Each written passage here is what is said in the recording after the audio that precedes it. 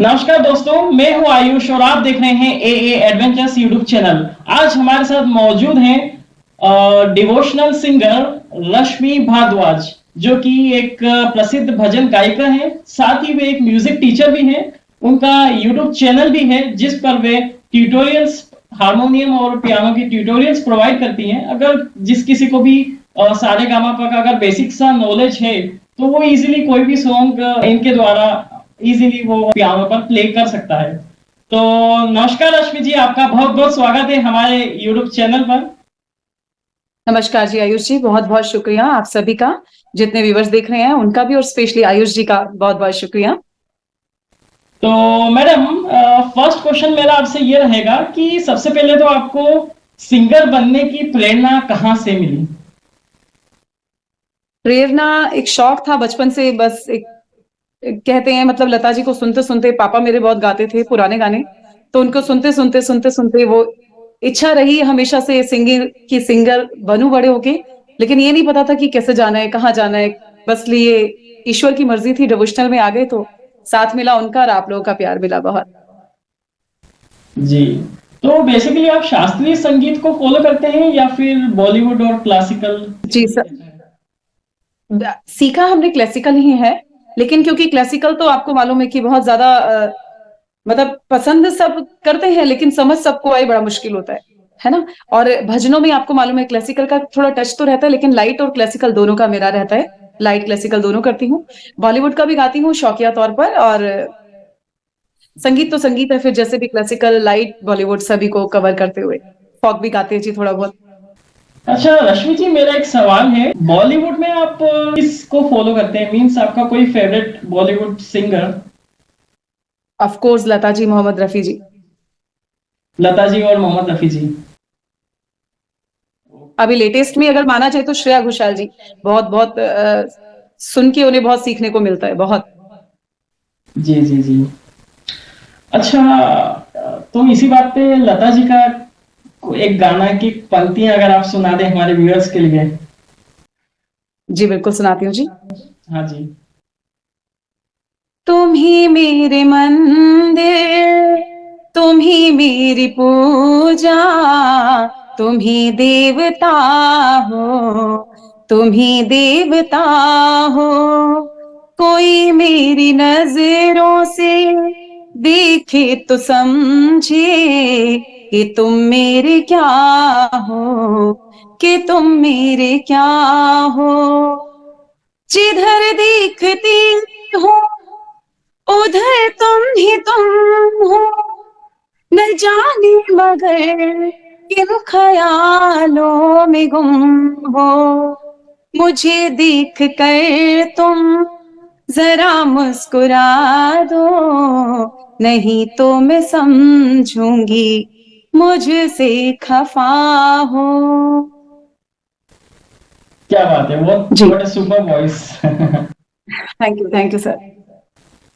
अच्छा, हमारे पास अब हमने इंटरनेट पर कुछ ट्रेंडिंग क्वेश्चन सर्च किए थे, जो कि मतलब जनता जो जनरली ट्रेंडिंग है जो जानना चाहती है।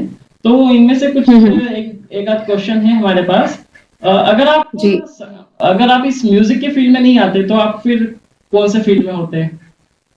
टीचिंग में शायद रहती, टीचिंग में ही जी। एक बचपन से होता है ना हम लोग का, एक वो बचपन से एक एटमोसफियर होता है, लड़कियां बड़ी होंगी तो टीचर बनेंगी, ऐसा करके एक माइंड सेट होता है हम लोग का शायद। तो ऑफ कोर्स टीचिंग में ही रहती।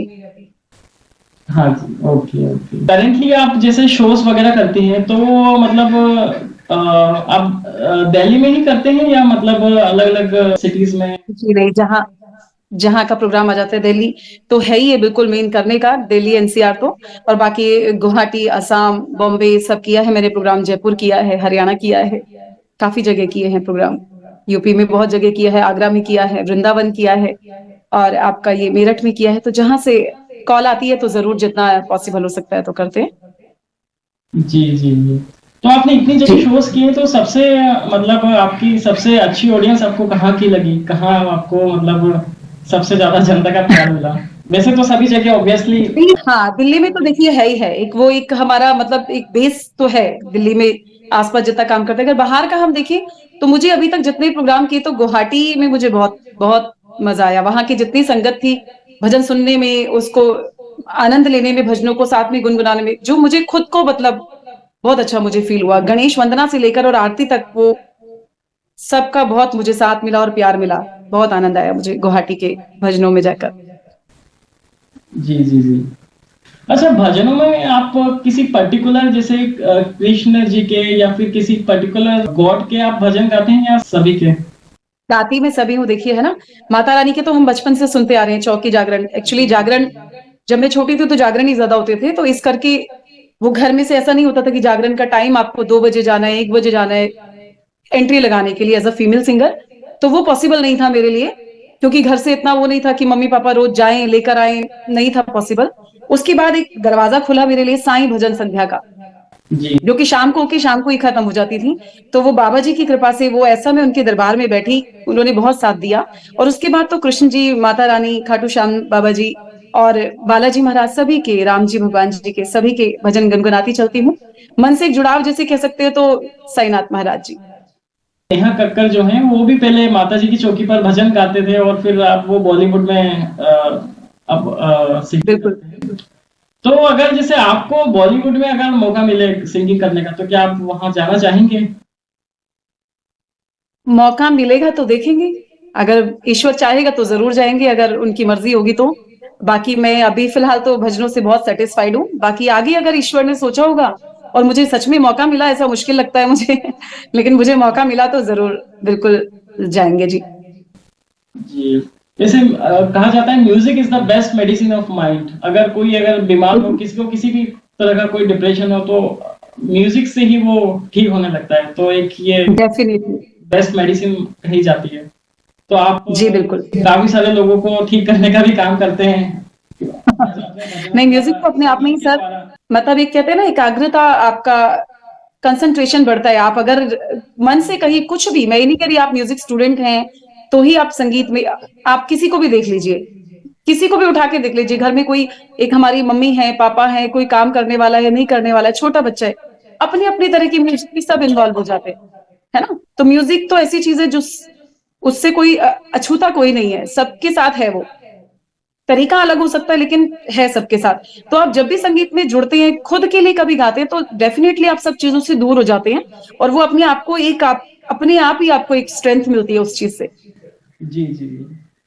और उसके आप स्टूडेंट बन जाते हैं तो बिल्कुल, जब आप रियाज करते हैं तो आधा घंटा कीजिए, 1 घंटा कीजिए, बेशक 15 मिनट कीजिए, लेकिन वो 15 मिनट जो आपको स्ट्रेंथ देते हैं ना, जो आपको अपने अंदर एक अलग ही अनुभूति होती है अलग आपको, ही तो पॉजिटिव वाइब्स उसकी तो आती है बात, इससे। जी जी। बिल्कुल जी बिल्कुल, वो पॉजिटिविटी आपके आना। और मुझे लगता है अगर आप म्यूजिक स्टूडेंट हैं और पॉजिटिविटी आपके अंदर नहीं, तो कहीं ना कहीं कुछ चूक हो रही है, तो जरूर ध्यान रखना चाहिए इस चीज का। जी जी। अच्छा, आपका YouTube चैनल है, उसमें मैं खुद आपके YouTube चैनल फॉलो करता हूँ और आपके ट्यूटोरियल्स वगैरह देखता हूँ और उसके थ्रू मैं खुद पियानो में प्ले करता हूँ सॉन्ग्स। तो एक अरे वाह, मेरा क्या एक बात। सवाल है अगर जैसे मान लीजिए अगर कोई भी सॉन्ग जैसे अगर प्ले करते हैं तो मतलब जैसे आप तो कोई भी सॉन्ग जैसे हम आपको बोलेंगे तो वो आप तुरंत उसको उसके नोट्स आप बता के प्ले कर देते हैं। तो अगर किसी को जी जी। सीखना हो कि मतलब कोई भी सॉन्ग वो बजा सके, अपने पियानो पे प्ले कर सके, तो उसके लिए क्या मतलब वो सीख सकता है? उसके लिए कैसे क्या ट्रेनिंग लेने की जरूरत रहती है? जी बिल्कुल, पहले तो आपको, जैसे आपने स्टार्टिंग में बताया, बेसिक अगर आपको आता है सरगम और सप्तक, 7 सुर और 12 सुर, मैं बताती हूँ, जो ये चीज समझ जाता है ना, 7 सुर और 12 सुर, तो हारमोनियम उसके लिए कहीं से भी बजाना मुश्किल चीज नहीं है, पियानो, हारमोनियम, कुछ भी। और गाना निकालने के लिए आपको देखो, जब आप सीएटी कैट वीएटी बैट सीखते हैं सबसे पहले स्टार्टिंग में, है ना, तो आप उसको रट्टा लगाते हैं। ऐसे ही म्यूजिक में आप पहले कोई गाना बजाते हैं तो उसको रट्टा लगाते हैं। आप सारे ग रे ग म प, जो भी स्वर या नोटेशन आएगा, लेकिन धीरे धीरे जब आप उसमें रमते चले जाते हैं, आप सोचते हैं मैं खुद बनाऊं, तो आप जैसे ऐसे लेटर लिखने लगते हैं ना, ऐसे आप अपने गाने भी निकालने लगते हैं। जी जी। लेकिन आजकल के स्टूडेंट्स को ये होता है कि 2 क्लास ली, 3 क्लास ली और मैंने अपने आप गाना निकाल ले रहा है, तो ये मैं क्यों नहीं कर पा रहा हूँ। ऐसा नहीं होता है, हाँ, आपको साल 2 साल उसमें देना पड़ता है। हाँ जी, वो कंप्लीट ट्रेनिंग है ना, उसकी बहुत ज्यादा कंप्लीट मेहनत करनी करते पड़ती हैं है। तो एक अलग बात है, अदरवाइज साल 2 साल तो आपको लगाना ही पड़ता है। बिल्कुल आप निकाल सकते हैं अपने आप गाने, बस उसको निकालने की कोशिश जारी रहनी चाहिए। आपको म्यूजिक के बारे में रोज थोड़ी थोड़ी नॉलेज लीजिए। हम भी पूरे परफेक्ट नहीं है, डेली कुछ सीखते हैं, डेली कुछ सीखते हैं, बेशक सिखाते हुए ही सीखते हैं, लेकिन डेली कुछ सीखते हैं। और ऐसा निरंतर रहता है तो आप डेफिनेटली गाना निकाल सकते हैं, कोई मुश्किल चीज नहीं है गाना निकालना। जी जी। अच्छा, हम जानना चाहते हैं कि आपका एजुकेशन कहाँ से रहा और आपकी मतलब म्यूजिक की ट्रेनिंग आपने कहाँ से ली, अगर आप शेयर करना चाहें। जी बिल्कुल बिल्कुल। मैंने ग्रेजुएशन किया है दिल्ली यूनिवर्सिटी से, और साथ में मैंने ग्रेजुएशन म्यूजिक में भी किया है। पास कोर्स के साथ म्यूजिक में भी मैंने ग्रेजुएशन किया है, प्लस प्रभाकर मैंने किया है प्रयाग संगीत समिति से। जी जी। और लाइट म्यूजिक में भी मैंने प्रयाग संगीत समिति से ही किया है जी। ओके। अच्छा, भजन के अलावा आप लाइव कॉन्सर्ट्स भी करते हैं क्या? लाइक अगर बॉलीवुड सॉन्ग्स के जो होते हैं कॉन्सर्ट्स वगैरह। नहीं नहीं, इतना एक तो टाइम नहीं होता है मेरे पास। बॉलीवुड का बस ये सिखाती हूँ जो ट्यूटोरियल्स में डालती हूँ वो, और प्लस आजकल तो देख रहे हैं आप भजन ही फिल्मी गानों पे बहुत ज्यादा बने होते हैं। बिल्कुल बिल्कुल, तो भजनों को बहुत क्रेज है आजकल। बहुत बहुत ज्यादा। तो उस चीज से वो एक प्लस भी है, क्योंकि फिल्मी धुन इतनी दिमाग में छाई रहती है लोगों के, तो वो इजिली याद कर पाते हैं। बाकी बॉलीवुड का तो शौकिया मैं सिर्फ करती हूँ जी, प्रोफेशनली नहीं करती। और आजकल वैसे भी बॉलीवुड के सॉन्ग्स इतने ऐसे कुछ आ नहीं रहे हैं जो दमदार, मतलब उनका वो 1-2 महीने ट्रेंडिंग रहते हैं और बाकी बट फिर भूल जाते हैं लोग उनको। बट जो भजन बिल्कुल रहते ये, हैं तो सदाबहार रहते हैं। हाँ, भजन के साथ गाने भी आपके पहले के देखिए जो आज तक आपके मन में छाप छोड़ते हैं। आज भी कहीं आप चलते चलते कोई गाना आप सुनते हैं तो आप अपने किसी ना किसी टाइम पे पहुंच जाते हैं, चाहे स्टूडेंट लाइफ हो, चाहे आपका आपका किसी से प्रेम का समय चल रहा हो, या आपका कहीं मोटिवेशन का समय चल रहा हो, तो आप एकदम जुड़ जाते हैं उससे। पूरा तो वो अटैच पहले हो था, जाता है अभी उससे। जी। अटैचमेंट हो जाता है। अभी थोड़ा सा भाई जल्दी का समय है, लोग सोचते हैं जल्दी जल्दी गाना निकले, जल्दी जल्दी व्यूज आ जाए, जल्दी जल्दी पैसा कम से, तो वो जल्दी जल्दी हट भी जाता है, वो क्या कर सकते हैं। जी जी जी। हम्म। बाकी तो बस यही है जी, संगीत में सभी जुड़े रहें, ये मेरा एक मैसेज है कि सब संगीत से जुड़ें, चाहे वो म्यूजिक के स्टूडेंट हैं या नहीं है, किसी भी धर्म के हैं, किसी भी जाति के हैं। संगीत तो अथाह सागर है, जितना डूबते जाएंगे उतना और वो गहरा होता जाएगा, और जितना उसको आप पाने की कोशिश करेंगे उतना आप ईश्वर के पास होते जाएंगे, है ना। तो जिस दिन आप उस चीज को समझ लेंगे तो मुझे लगता है संगीत से बढ़कर कुछ नहीं फिर दुनिया में। अच्छा मैडम, एक क्वेश्चन है मेरा। जैसे आजकल हम्म। बहुत से जो नए नए यंगस्टर्स हैं जो इसमें जाना चाहते हैं, जो सिंगर बनना चाहते हैं, तो वो काफी कोशिश तो करते हैं बट कई बार उन्हें वो सफलता नहीं मिल पाती है, तो वो थोड़ा सा डिप्रेस हो जाते हैं। और फिर तो उनके लिए जो सिंगर बनना चाहते हैं, तो उनके लिए आप क्या एक मैसेज देना चाहते हैं? मैसेज तो देखिए यही है, आप रियाज तो बिल्कुल आपके लिए मस्ट है, आपको रियाज करते रहिए शुरू से एंड तक।